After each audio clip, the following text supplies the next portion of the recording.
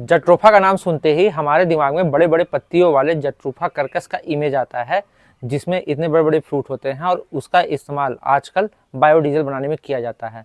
लेकिन जट्रोफा की लगभग 170 प्रजातियां होती हैं, जिनमें से मैं एक ऐसी वैरायटी आपको दिखा रहा हूं जिसमें लगभग साल के 12 महीने फ्लावरिंग होती है। वहीं आप मेरे पास जो ये प्लांट देख रहे हैं, ये जट्रोफा इंटीजेरिमा है, जिसे पेरेग्रीना या फिर स्पाइसी जट्रोफा भी कहते हैं।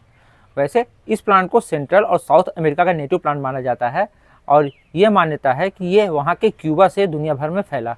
ये बहुत लो मेंटेनेंस और हार्डी प्लांट है और अपनी एडेप्टेबिलिटी की वजह से ये दुनिया भर के ट्रॉपिकल और सब ट्रॉपिकल रीजन में ये ऑर्नामेंटली उगाया जाता है।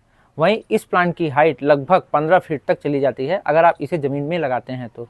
वहीं इस प्लांट में डार्क ग्रीन कलर की ग्लॉसी पत्तियाँ होती है, जिसमें 3 शार्प ये पॉइंटेड लोब्स होते हैं। तो ये आप 3 किनारा देख सकते हैं, ये इस तरीके से इसकी पत्तियां होती हैं। वहीं इस प्लांट में काफ़ी वाइब्रेंट फ्लावर होते हैं जो कि गुच्छों में खिलते हैं और उनका कलर जनरली रेड, पिंक या फिर ऑरेंज होता है। आप मेरे पास जो ये प्लांट देख रहे हैं, ये रेड कलर के फ्लावर वाला प्लांट है और जो इसके फ्लावर हैं वो ट्यूबुलर शेप में 5 पेटल्स वाले होते हैं, जो कि काफ़ी स्ट्राइकिंग अपीयरेंस देते हैं और ऐसा लगता है कि जैसे कि ये फायर क्रैकर हों। वहीं इस प्लांट में कैप्सूल के शेप में फ्रूटिंग होती है। मैं आपको दिखा रहा हूँ, ये देखिए, ये इस समय भी फ्रूटिंग हुई है और इसी के अंदर इसके बीज होते हैं। तो इस समय ये कच्चा है, जब ये सूख करके पक जाएगा तब इसके अंदर जो इसके बीज है वो हार्ड हो जाएंगे। अभी मैं तोड़ूंगा तो उसके बीज सॉफ्ट होंगे। मैं आपको दिखा देता हूँ, एक इसके बीज किस तरीके से दिखाई देते हैं। ये देखिए, अभी इसके जो बीज हैं वो कच्चे हैं, ये कुछ इस तरीके से। तो ये कलरफुल बीज रहते हैं इसके। तो ये जब हार्ड हो जाएंगे तो आप इन्हें अलग करके इनसे नया प्लांट बना सकते हैं। वहीं इस प्लांट का जो स्टेम है आप ये देख रहे हैं, ये ग्रीन कलर का होता है और ये वुडी अपीयरेंस देता है। वहीं ये प्लांट जब काफ़ी मैच्योर हो जाएगा तो ये एकदम ठोस हो जाएगा और जो इसका तना है, जैसे कि अमरूद का पेड़ होता है, लगभग उसी तरीके से ये लकड़ियों में तब्दील हो जाएगा। वहीं इस प्लांट के जो फूल हैं बहुत ही खूबसूरत लगते हैं और ये साल के लगभग 12 महीना खिलते हैं। आप मेरे प्लांट में देख सकते हैं, इस समय दिसंबर का महीना चल रहा है और इस समय परमानेंट प्लांट्स के लिए डोरमेंसी का पीरियड होता है। उस समय भी इसमें बहुत सारे फ्लावरिंग इसमें हो रही है और ये बहुत सारे गुच्छे लगे हुए हैं। तो जनवरी और दिसंबर ये 2 महीना होता है जिस समय इसमें थोड़ी सी फ्लावरिंग कम हो जाती है, लेकिन जब गर्मियों का सीज़न स्टार्ट हो जाएगा तब इसमें फिर से बहुत सारी फ्लावरिंग स्टार्ट हो जाएगी। और इसमें जो मेरा ये प्लांट है, लगभग ये 3 साल पुराना प्लांट है और कभी भी इस प्लांट में फ्लावरिंग रुकी ही नहीं। तो ऐसे बहुत सारे कम प्लांट होते हैं जिसमें ऑल टाइम फ्लावरिंग हो। ये प्लांट प्रूनिंग को आसानी से बर्दाश्त कर ले जाता है, तो अगर आप इस प्लांट की रेगुलर प्रूनिंग करते हैं तो ये प्लांट बहुत ही बुशी हो जाएगा। और इसी वजह से इस प्लांट को हमारे यहाँ इंडिया में ऑर्नामेंटली रोड साइड, लैंडस्केप और गार्डन में इसका इस्तेमाल किया जाता है और ये प्लांट देखने में बहुत ही अच्छा लगता है। तो आप चाहें तो इसे ट्री शेप भी दे सकते हैं या फिर प्रून करके इसे एक हेज के रूप में भी अपने गार्डन में रख सकते हैं। वहीं इस प्लांट के कुछ पार्ट को कई जगहों पे मेडिसिन पर्पस में भी इस्तेमाल किया जाता है, लेकिन मैं आपको इसकी सलाह नहीं दूंगा क्योंकि इस प्लांट का लगभग हर एक पार्ट माइल्ड टॉक्सिक होता है। तो अगर आप उसे कंज्यूम करते हैं तो हो सकता है कि आपको वोमिटिंग या नोसिया की प्रॉब्लम हो, तो आप इस प्लांट की किसी भी पार्ट का इस्तेमाल ना करें।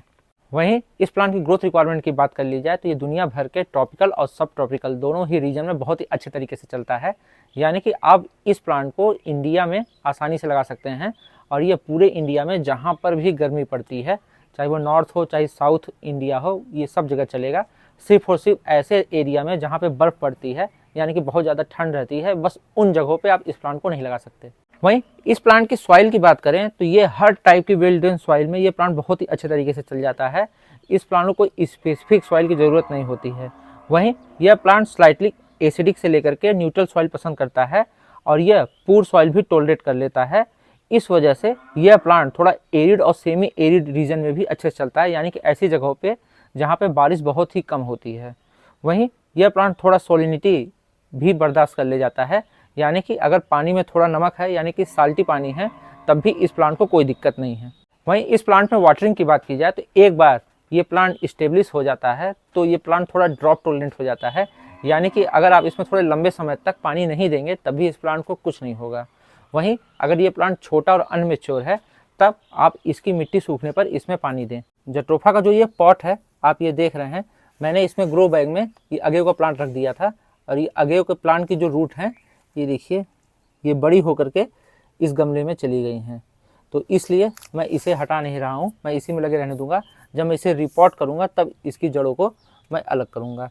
वहीं जो जट्रोफा का ये प्लांट है ये हर तरीके के वेल ड्रेन सॉइल में चल जाता है और इसकी भी मिट्टी ये देखिए ये कुछ इस तरीके से मैंने सुबह वाटरिंग की थी और ये सूख गई। तो ये वेल ड्रेन सॉइल में अच्छे चलता है, बस आपको ध्यान रखना है कि इसमें वाटर लॉगिंग ना हो, क्योंकि अगर इसकी मिट्टी में पानी बहुत ही लंबे समय तक रुकेगा तब ये प्लांट बर्दाश्त नहीं कर पाएगा और ये प्लांट मर जाएगा।